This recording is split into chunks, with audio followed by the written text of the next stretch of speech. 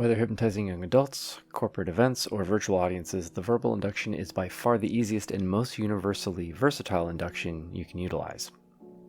As anyone who's ever been a teenager or hung around them knows, young adults love having fun whenever possible. So it's not a surprise if they can sneak the opportunity to have some psychological fun with hypnosis in during a psychology class, after prom, or graduation function.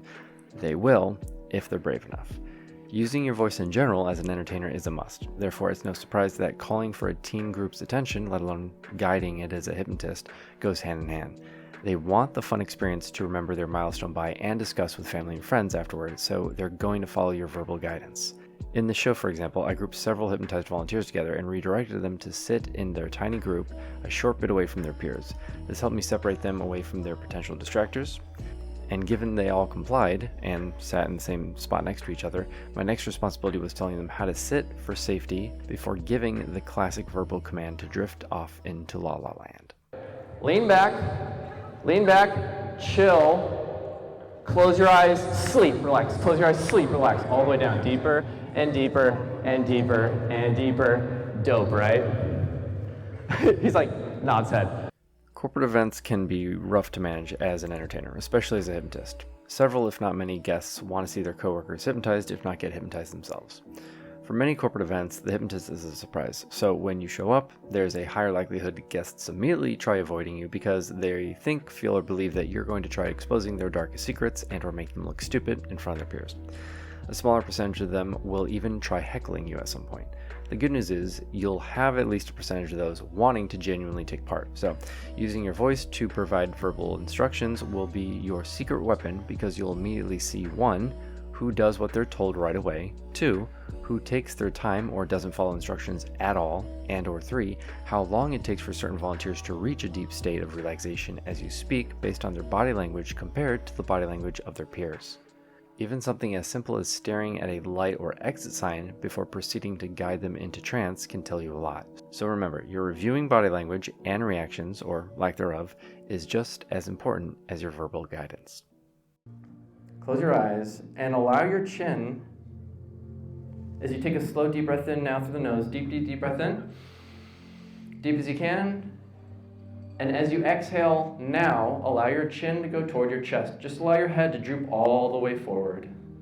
Just allow your head to go all the way forward as if you're going to sleep in the chair. Understand you won't ever fall asleep. You'll be completely awake, aware, conscious, and in control. Because verbal inductions simply use your voice to instruct volunteers on what to do and when, and requires zero physical contact, it's no surprise is the perfect go-to method for virtual shows. I did this a lot in 2020 during the pandemic. It's perfect since, pandemic or not, virtual shows require nothing aside from your voice. No props, no touching. In fact, this is just as perfect for hypnotizing some religious communities as well. There are certain Jewish communities, for example, that hire a hypnotist for their holiday parties or family gatherings. The challenge is, some of those communities have a very strict rule where you're simply not allowed to touch anyone of the opposite sex. So, out of respect of their way of life, verbal inductions become your go-to best friend, basically. If you're extra crafty, you'll develop ways to verbally hypnotize your volunteers without relying on the cliche word-based trigger, sleep.